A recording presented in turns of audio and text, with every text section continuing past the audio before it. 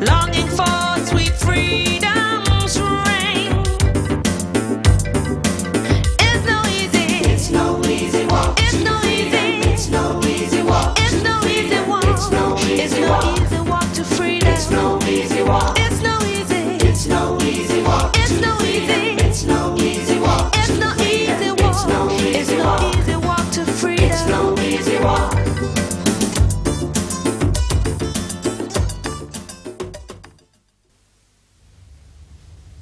The people that says, I want to build myself as a people, I want to build, to love, to respect, to create.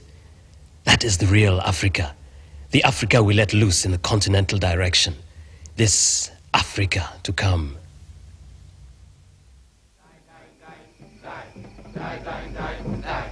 In times of need, make a sacrifice and raise your hands towards the great mountain, Kirinyaga, and Mogai, the Lord of Nature, will come to your assistance. Thus Jomo Kenyatta advised all his countrymen. For your peace and serenity, hold on to the land facing Mount Kenya. The land is the basic source of livelihood among our people. It is where people settle and build their homes, and at the same time they call it their mother, that the land is the mother.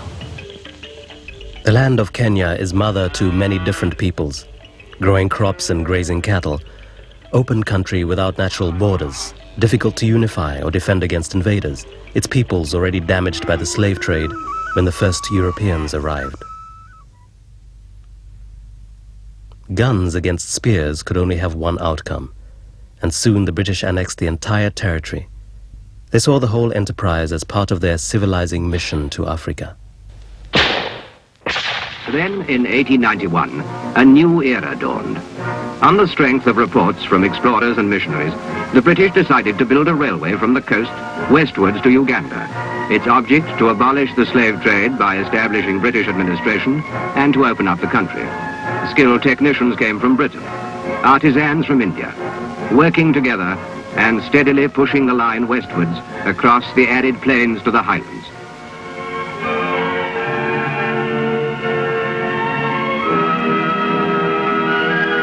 With the railway came the first settlers. To this new land, they brought their experience of agriculture in Britain, their capital, and their eagerness to work. What type of settler is required in East Africa? With the exception of the wastrel and the degenerate, it must be said that all are welcome in Kenya. The capitalist is wanted, so is the skilled workman. Most desirable of all is the man with a small capital who will bring out his wife and make a home. The present system of taxation, although a good revenue getter, is not sufficiently strong to have much effect on the labor question.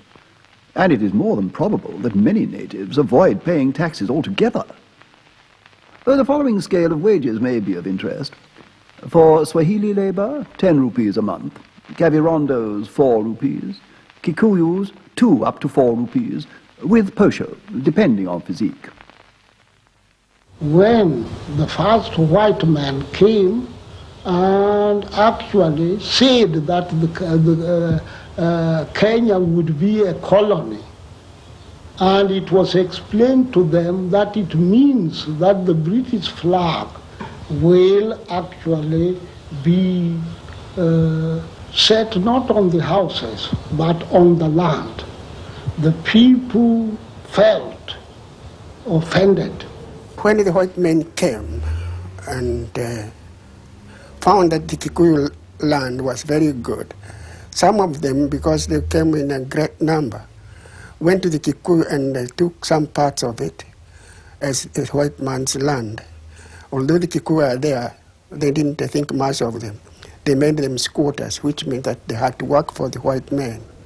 And the Kikuyu, before the white men came, especially in my own district, Kiambu, land was very important in Kikuyu custom. That's how the land hunger came, because if the white men did not take their land, they would have had sufficient land to farm. The Maasai were soon brought into line too. Their elders were called by His Majesty's Commissioner. In less than a week, a Maasai land agreement had been proposed, drafted, and signed as a legal document.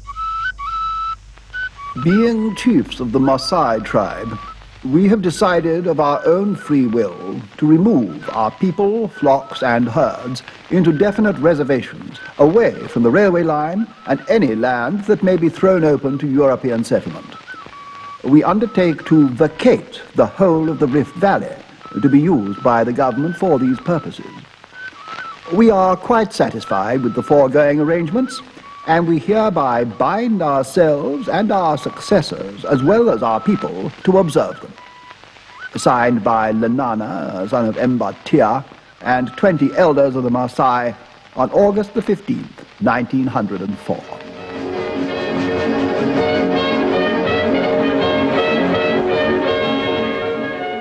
I can tell you, I'm sure the Maasais had no idea as to what agreement they were signing.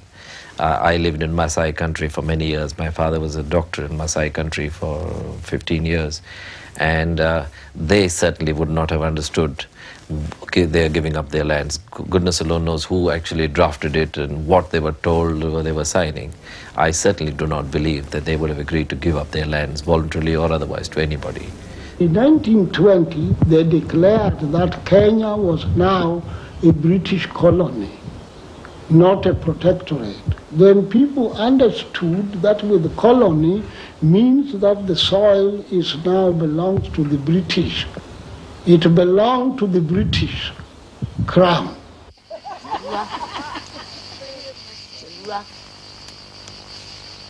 In Kenya, it was an offense for an African to plant coffee, to plant tea, and to plant so many other crops which the European settlers were planting.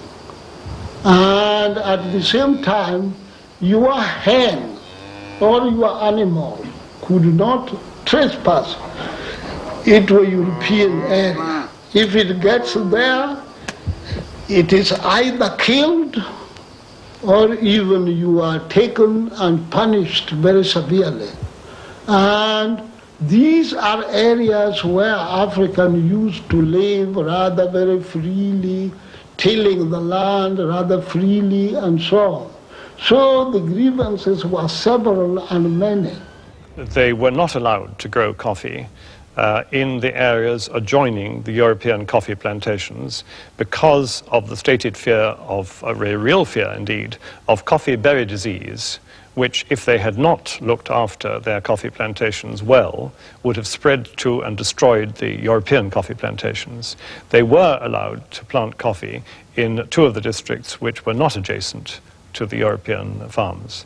When they did finally plant coffee as a cash crop, and this was the principal one which they were prevented from engaging in, they did it quite brilliantly, and their small holdings were as good as anything which could be seen, and indeed later the cooperative large holdings were as good as anything which could be seen on a European farm. The idea was that if they did so, they would run their own farms, and the European settlers wanted them to be labor, cheap labor for the European farms. And Africans resented this, even when they were wealthy and they were rich and they were educated. They were not allowed to grow these things, and it was, in my opinion, sheer discrimination. Here was a case of European farmers actually demanding that Africans should come and work on their plantations. They were a source of cheap labor, and because in those days collective bargaining, that was non-existent, the wages which were in fact paid to the Africans was never adequate, and that was another one of the major point of grievances. The African soon proved a ready source of labor, for it had not taken him long to realize that he needed money, not only to pay the taxes which a European government had levied on him, but also to buy the European goods which were flooding into the African market. By leaving his village and going to work for the European, that money could be earned. life began to take on complications which were hard for the African to understand. Some things were even harder for the European to understand, like the demands of African workers who soon began to sense they were being unfairly exploited. They wanted more pay, and most of all, they didn't like Kipande. Kipande was a document that the African was supposed to carry everywhere he went, looking for a job. Kipande stated the name and address and the home area from which he came, the location, his tribe, etc., etc. And then it had to record every single job he did, when he was employed and when he was dismissed. And if it turned out that at a particular time he didn't have employment, that was enough to be a vagrant. And if he was in any town or anything, that he was arrested. So, in fact, an African could not be in any one of the urban areas without employment. And that was very, very unfair to him, because if he wanted to come and seek employment, he was still committing a criminal offense. Kipande was a sort of registration which was confined only to African labor. And it was necessary that an African must carry it everywhere. And the people hated it because it was not proper registration, but only to check on the Africans wherever they work. By 1921, feelings were running high. Led by a young Kikuyu, Harry Thuku, demonstrations and protests rocked the colonial government. The main demand was the repeal of the Native Registration Act, known as Kipande. Harry Thuku himself dispatched a cable to the British Prime Minister. As the agitation spread and riots flared, Harry Thuku was arrested. He was Kenya's first nationalist to be detained. We were then beginning to see the early manifestations in Kenya of what we now understand to be apartheid in South Africa. You remember the early settlers who came to Kenya. Most of them came from South Africa. Well, the color bar in Kenya was, I'm afraid, absolute, exactly like apartheid in South Africa, except it didn't have that name. The residential areas, vast amounts of land were kept, housing areas were kept for Europeans. In the title deeds and the grants, no person other than of pure European descent could own a house there, could lease a house, could rent a house, could mortgage the house, could even be a guest in a house, except as a pure domestic servant. In the restaurants, the same thing. You had European restaurant licenses, you had Asian eating houses and African eating houses. And nobody was allowed to eat in an area of, in a restaurant of another race. People began to talk openly in churches and outside against the colonial regime in Kenya. There were so many churches which even got started. Like in 1932, there was the Holy Ghost Church, which started just in this particular province, Nyanza. And there was also Dini ya Musambwa, which also started during that time. All their aim were that the time has come for European settlers to leave the land for the people. It was the translation of the Bible's message into many Kenyan languages that started to have effects that the missionaries had not foreseen. Some of the new converts split from the establishment and began to set up their own independent churches. Others took a political message from the teachings of Christ. I think that as Christian education, not only in Kenya, elsewhere, does produce a nationalist movement, that is a sort of side product. It is the gospel itself which sets people free and gives them dignity and gives them education, and then they see their lack of freedom and struggle for it. But the church as such doesn't have political and nationalist plans. It hasn't got that as a direct objective, and this will be true throughout Southern Africa and anywhere else. On the one hand, to function, you need to function with the authorities, with the establishment, and so you have to give ground there. But on the other hand, to have integrity, you have to press forward with your educational development, knowing all the time that in the end this will undermine the colonial regime. This is the national and also the empire program. The Right Honourable Malcolm MacDonald, His Majesty's Secretary of State for the Colonies. We who are responsible for the government of the British colonial empire are engaged upon a great adventure.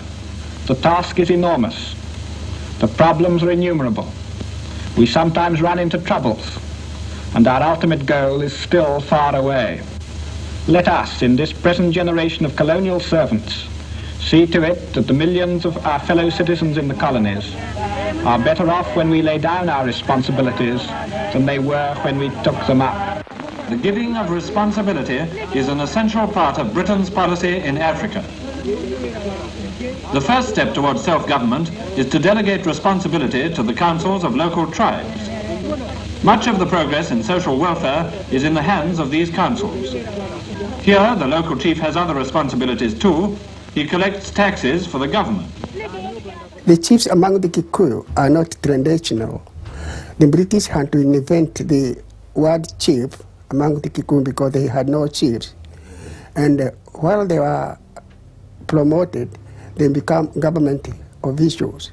So while all the time the British were in the colony, they were paid government civil servants, so that they always agreed with whatever the white men said. That's why the chiefs were not very popular among the Kikuyu. Everywhere in East Africa, the chiefs administer their own courts of justice. The judge is the tribal chief.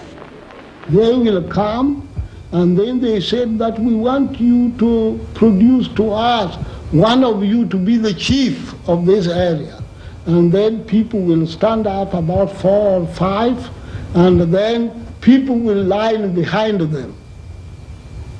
And after lining behind them, they will register and said that, oh, we have seen. But of course they had come with somebody in their mind who they wanted to be the chief. They said that you so and so, you have selected so and so, so and so, but King George has decided that so and so will be your chief. We refuse. But they won't care. They say, Kelele, he will be your chief. But they had little influence on the Kikuyu Central Association, who elected a young man called Jomo Kenyatta as secretary. In 1931, he went to London to lobby for the return of tribal lands.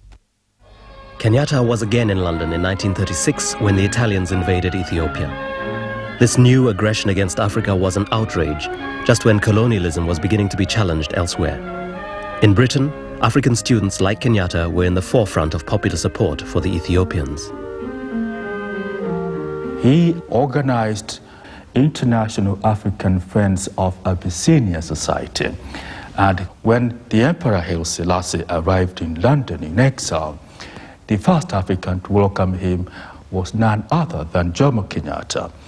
And the effect here was that the Africans in London were aroused as to the importance of organizing themselves to demand future self-government and independence.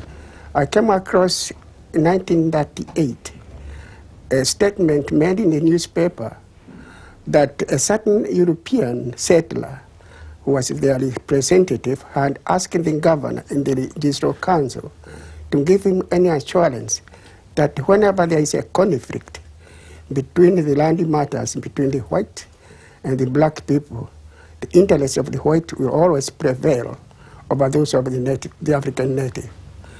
I was angry and wrote a letter protesting about it. It was printed. Henry Moria was already publishing political pamphlets for an American audience. But when the newspaper refused his second letter, he began to feel that African opinion needed new channels. Then that's how I got the idea of owning a newspaper in which the African opinion would be expressed freely. The title of my newspaper was Mumenyereri, which means the caretaker. What sort of things were in the paper? The things in the paper is just like to educate African people, about how to help themselves, and also say like black people wage was very low, and their condition of living was very low. And that paper, he was writing to try to express about feeling of the people, how they feel and how they are put down in many ways. How did people respond to the paper? Oh, they like it very much because they see it's their need, what they need is what he's writing, and express for them in the paper, what they are feeling. When political demands were discussed openly, the authorities suppressed them. The Kikuyu Central Association, which had been active for nearly 20 years, was banned in 1940. The colony was still governed by the all-white Legislative Council. Not until 1944 did they appoint the first African member, Eliud Mathu. But a single representative was not enough. It was in 1944 when the British gave us chance to start a party which was called Kenya African Study Union. And people rejected, although they started Kenya African Study Union, but they rejected, saying that they have nothing to study. They know their problems already, and they want just direct representation in Parliament. And so, very soon, it was changed from Kenya African Study Union to Kenya African Union, which actually started meeting in large numbers everywhere to oppose the colonial regime. First of all, they started it very quietly by saying that they want only cooperation in the government. Later, they had to demand that they wanted to actually control the government.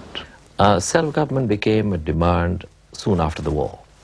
By this time, African political ideas had been inspired by the visionaries like Marcus Garvey and Dr. Dubois in America, the Back to Africa movement, the Pan-African movement.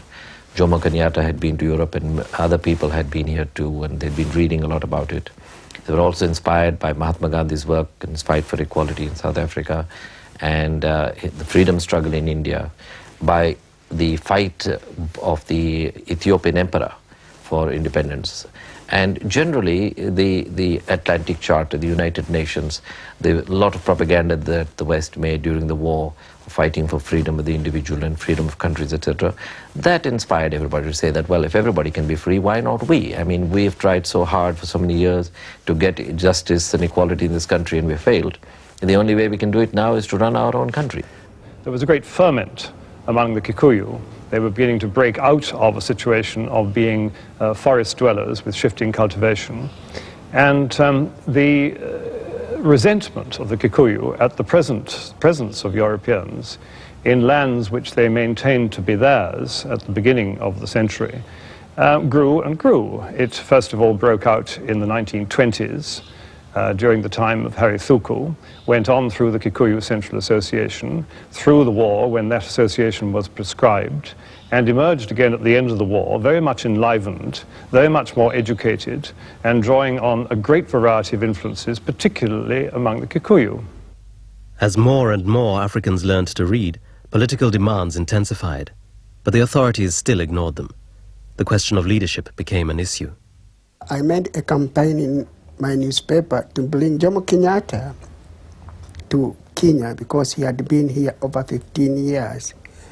We tried to get a petition to the government to let the Kikuyu Central Association become legal again because it was banned. The government refused. So the elders, as well as myself and others, thought the only person who is famous enough and could influence the governor was Jomo Kenyatta. Then I made a campaign of bringing him to Kenya. The feeling was running very high everywhere, particularly when it was helped by Kenyatta, who has been in London, and had come with agitation. So he came back with actually proper and better explanation, and this actually woken people up, and then they become even militant. As soon as Kenyatta returned, what he did was to commence countrywide tour, visiting all the provinces and districts, which eventually managed to secure the support of all, or at least major tribal groups, so that by 1947-48, 2 years after his return to Kenya, one could almost certainly say that Kenya managed to have the widest support of all the tribal groups.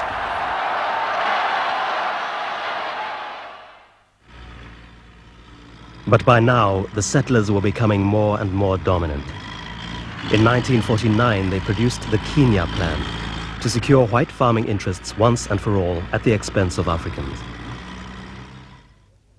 They were aided and abetted by loyalist groups, including most of the tribal chiefs and elders. But the nationalist movement began to recruit the whole population, as younger radical politicians began to oppose the loyalists, the settlers, and the government. The focal point of the movement was land. The agitation went on for a long time until it came to its end. By 1952, people were mad about it. Now, at that time, they were demanding, that is what it was, Mau Mau. Mau Mau was actually demand for soil, and later they changed their mind. They said that we want independence, complete rule by ourselves. Let us rule ourselves badly than other people ruling us well.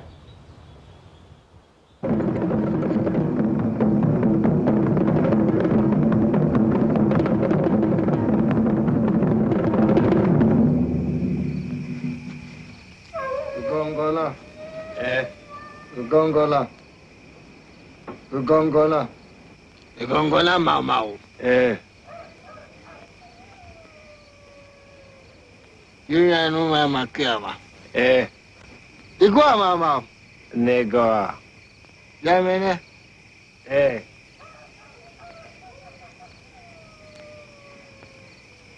Urakira Mau Mau.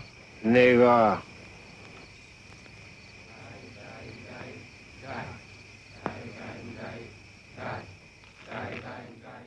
The idea of oathing and secret oathing ceremonies was in fact given impetus by the Kikuyu Central Association. The idea behind it was that we had now to unite behind the political organization, and we had to unite behind the political objectives and aims, so forth. And the second consideration was that in order to ensure that because the government authorities were against this organization, you were not going to report A or B or C who is a member of this organization or the office of that organization.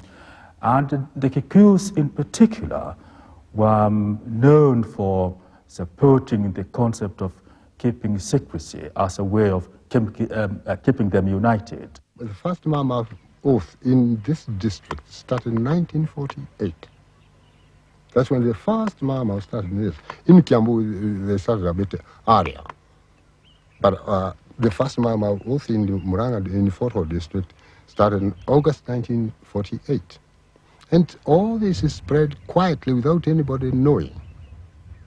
And we start having people amazing. I mean, you come to this area, you find so and so is amazing nowhere and nobody to be found. It all started like that, very quiet without anybody, and nobody knew.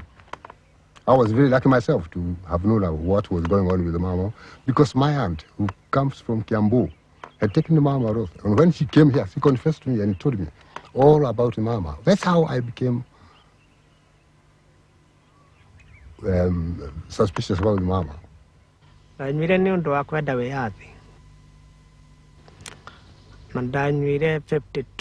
I took the oath because I wanted independence.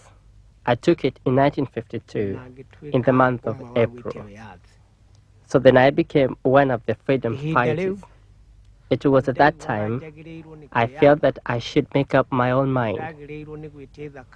I should demand land and I should be a full adult. So that's why I took the oath.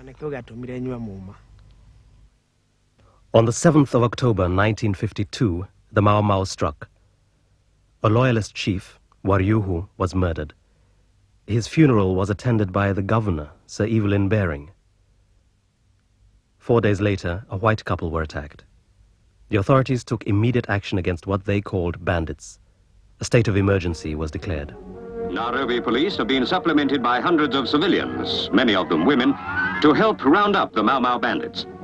Radio-controlled cars with armored vehicles are used to carry out the army's plans for bringing in all suspects.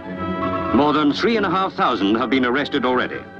All have to be carefully checked by police security men, for in such a decisive swoop as this, it is all too easy for the innocent to suffer.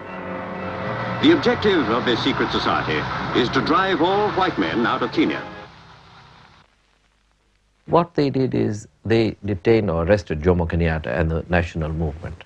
Now, Jomo Kenyatta himself was against violence. He was a full nationalist. He wanted independence. He wanted everything, but he didn't want violence.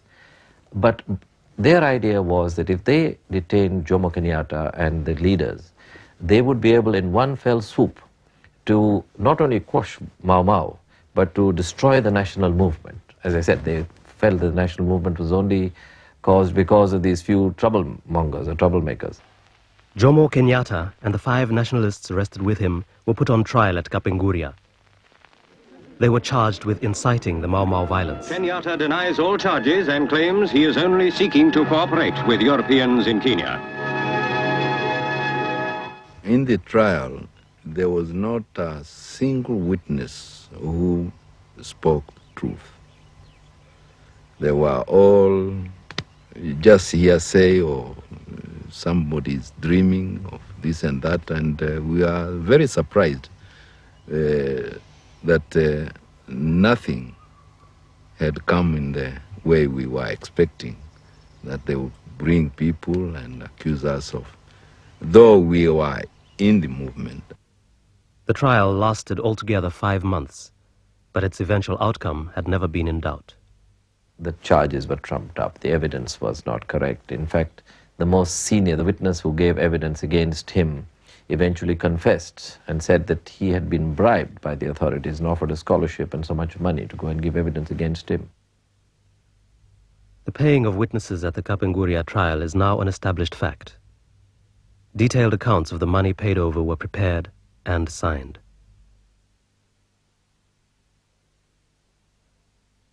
In fact, the director of public prosecutions then, a fellow called Samarov, told us during the trial that he himself believed that Kenyatta was not the leader of Mau Mau.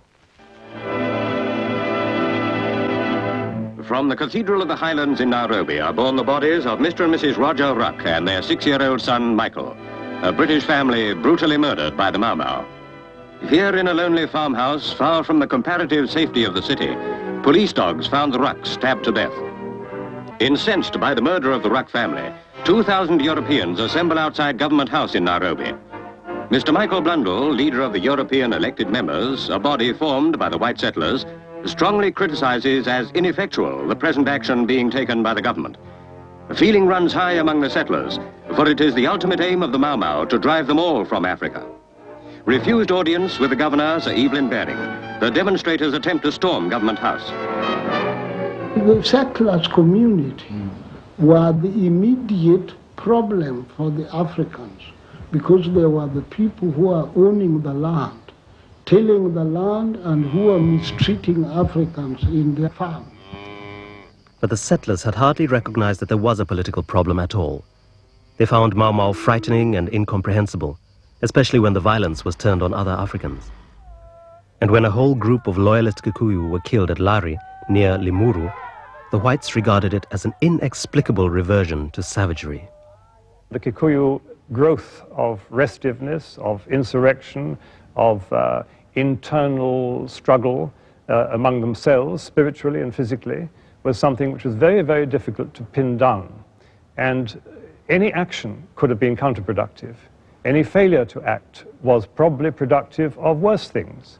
but there was very, very little opportunity of seizing it by the neck and saying, you are a rebellion, we will stop it.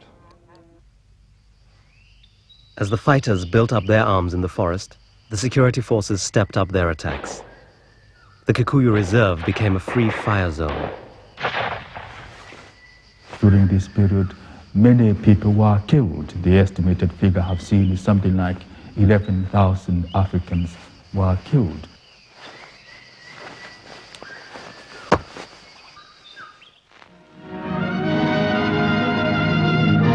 At Nyeri, some miles north of Nairobi, Kikuyu Home Guard and other African police gather for a tribal meeting. This baraza, as it's called, has been arranged so the tribesmen may learn of the latest developments in the war against Mau Mau. Wearing their traditional costumes, about 11,000 wait in silence for the arrival of the governor of Kenya, Sir Evelyn Baring. Then Sir Evelyn outlines a new plan, an amnesty offer to the terrorists. Fundamentally, this means that any Mau Mau, whatever his past crimes, will not be hanged if he surrenders immediately. The governor then presents medals to police who have shown exemplary courage in clashes with Mau Mau. Whilst this ceremony is in progress, thousands of leaflets bearing the amnesty offer are dropped in Mau Mau territories. Already there has been fierce condemnation of the amnesty plan in Kenya. It has been described as exactly the same as offering Hitler an amnesty in 1943. However, supporters of the plan believe it is a worthwhile attempt to restore peace in the troubled land of the Mau Mau. Well, this phenomenon of Mau Mau, it was, I think, seen as a revolt, largely, and it wasn't seen as a political movement as we came to see it later on. It was seen largely as a revolt of the Kikuyu of the Central Province, and so it had limited sympathy and limited understanding. Its social and political aspects only emerged, I think, much later, or perhaps we were slow to grasp. The authorities had worked out that the forest fighters must be getting support in the countryside. So, in suspected areas, the security forces started forcibly moving people out of their homes. The houses were then destroyed, and the areas cleared. The people were relocated to protected villages specially constructed in places where they could be patrolled by the police. But neither the amnesty nor the villagization halted the violence. Even more drastic measures were then introduced, with the idea of cutting off the fighters from their support in the capital. A whole process, which was called Operation Anvil, arrested and detained a whole mass of the Kikuyu people, not only those in Nairobi, but also those outside. This Operation Anvil was supposed to be a once and for all, as it were, operation to get rid of the Mau Mau supporters. Over 50,000 suspects were detained in the next few weeks as the authorities tried to get loyalists to identify who were the Mau Mau supporters. Oh, come on. None you met, eh? Mau Mau. Asha. Why you Neko? Kawete. You told our location? Shara. Wana, this man was with me last night. I know him. He's a good man. Karachini. The headman seems a pretty responsible chap. Oh, he is, as far as any of them are. His son's a doctor, isn't he? Yeah, Peter Karanja. Have you met? No, but Mary's told me all about it. Yeah, she thinks a lot of him. And you don't? I have a nasty, suspicious mind. Always a bit wary of educated natives. But locking up many thousands of Mau Mau suspects failed to halt the nationalist movement. And even the colonial government began to question the effects of mass detention. When you have 80,000 or more people in detention, it is clearly, not only physically, but morally and politically untenable for longer than a certain period.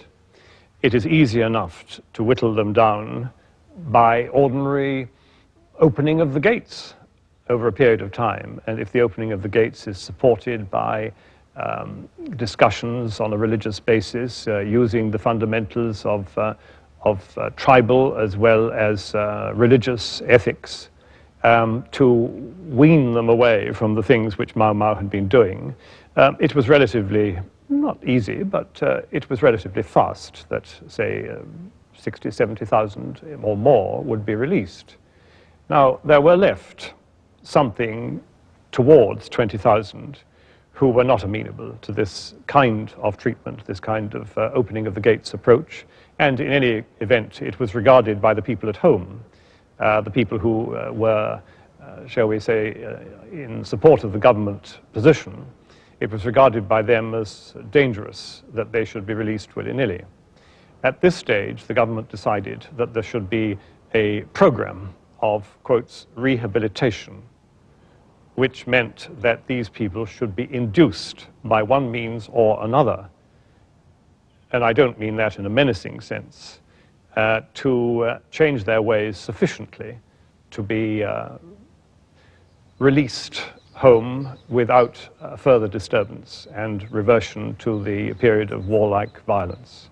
It took, as I recall, two different forms. One was the process of asking people to believe now in God and Christianity. Lots of priests and other church leaders were used to do that, insisting that they should denounce Mau Mau and that they should denounce, even come to that, Jomo Kenyatta, the already imprisoned leader. The cleansing ceremony was a peculiar phrase because in the old days, the Kikuyus used to have what they called the cleansing ceremony. If, for example, you are suspecting certain evils or devils were haunting your family and that your cows, your children, or your wives were being attacked, they would use some sort of cleansing ceremony by eating some pieces of meat and drinking some sort of wine. How you could possibly cleanse one from deeply held political convictions, that is always very difficult to understand. It wasn't easy to get an understanding of Mau Mau. And that was partly because all our means of information were controlled by newspapers and government. And it was only by talking with people and doing a little thinking on your own you could see beyond. I mean, you take Kenyatta, for example. How could we get a balanced understanding of Jomo Kenyatta, the man put on trial, the man who was described by the governor, the leader to darkness rather than light? Well, now that seemed to fit the profile. And it wasn't easy to get an understanding of Jomo Kenyatta as the leader, the nationalist leader to independence and self-determination. I mean, his books were banned, and books about him facing Mount Kenya and so on were unavailable. And so that you could only pick up newspaper reports on the trial and so forth. So to get an understanding of what that Mau Mau movement was really about and what Jomo Kenyatta was really about was not easy to grasp. Jomo Kenyatta was the recognized leader of the non-cooperation movement which organized Mau Mau. Mau Mau, with its foul-loathing and violent aims, had been declared an unlawful society. He was convicted of managing that unlawful society and being a member of it. He appealed to the Supreme Court and the Privy Council. In these three separate courts, his guilt was established and confirmed. His Excellency the Governor has called you an evil man who would lead to darkness and to death. What are your feelings on this? Well, that is lie. I think there is no grain of truth in that. Because my whole life, I have been trying to uplift my people to better ways of life. In my view, Jomo Kenyatta's release would be at present a danger to security. The decision is mine. By this statement, I wish to make it clear that accordingly he will remain under restriction. Are you now at this time prepared to condemn outright all excesses so far as the Mau Mau were concerned in the past? Well, not only Mau Mau, but I think all violence. I am non-violent myself. Renison refused to release Kenyatta. He said he couldn't release Kenyatta because Kenyatta to him was a leader of darkness and death. And so he wasn't going to release Kenyatta. And we then adopted the attitude that, or what we thought was a tactic, that we should get into government and having sort of a measure of control on it, on internal affairs, we might then use it to release Kenyatta. Kenyatta and others were still in detention, but by now the Legislative Council had several elected African members. In 1960, internal self-government was granted, but Kenyatta's party, KANU, refused to take part. It was the British government that finally realized that Kenyatta would have to be released if a lasting political settlement was ever to be achieved. Pressure was put on Governor Renison to change his mind, and Kenyatta's long detention was ended by the stroke of a pen. Well, the signing of the proclamation means the bringing to the end of all emergency restrictions. It's been a particular joy to me to be able to sign this proclamation today. I regarded that as the first task I had to carry on the work of my predecessor and bring this emergency to an end.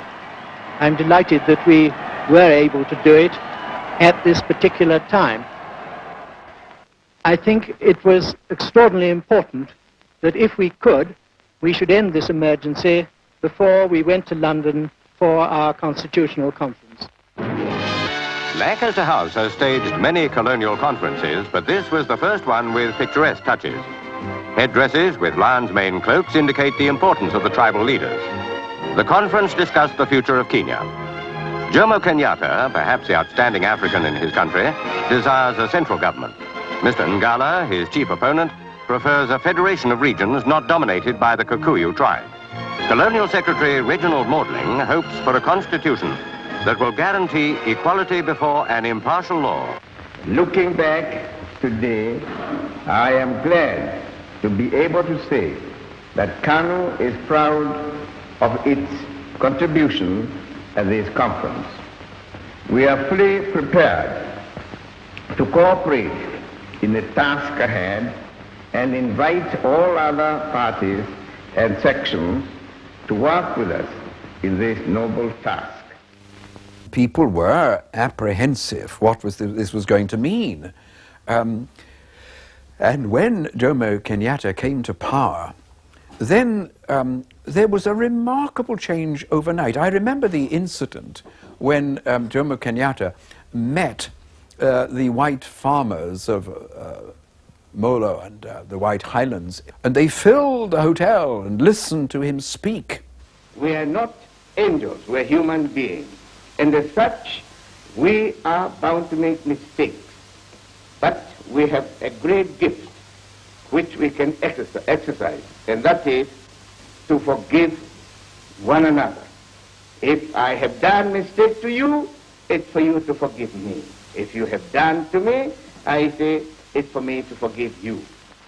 And here was this leader to darkness who was seen immediately from his words to be a person of great magnanimity. He said to his followers, "We will show these whites that we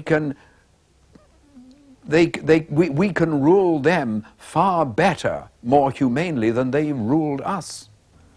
The change was that here is a man who is no longer a terrorist. He's now not only a Kenya Prime Minister and a statesman, but a man of considerable international stature. That was a major response and a positive response on the part of Europeans towards him. There were a lot of people in Kenya who believed that the white farms should be taken away from the settlers by force and given to Africans. They argued that after all, the Europeans took away our farms by force and didn't give us any compensation. Why should we, now that we've got freedom, have to pay compensation to the settlers because they paid us nothing? And Kenyatta said, no, whatever happened, that's historical. But as far as the present is concerned, we have got to respect the private titles and private properties of every person, whether they are European settler farmers or Indian shopkeepers. And if any European farmer has got to be, bought out, then he should be bought out on a willing buyer, willing seller basis.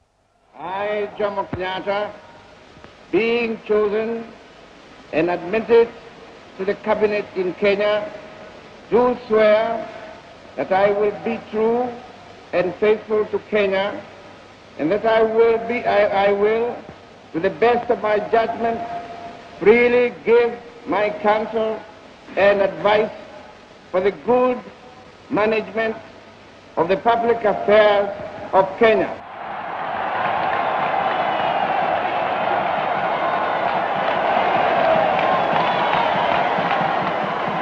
I think it was the British Prime Minister, Mr. Macmillan, who told us some time ago that we must adopt ourselves in the wind of change. Nobody knew at that time what or how that wind of change would blow towards our shores here. It has come. The wind of change is here with us. At midnight, the Union Jack was lowered for the last time, and Kenya ceased to be a colony and became independent. Good luck to Kenya in her new role as an independent nation.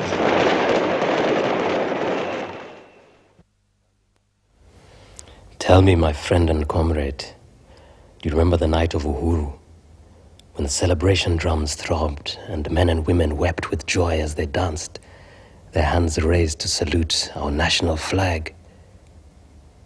Did someone tell you the dew on the grass along the village pathways would turn into gold? We have property and wealth. We are in power.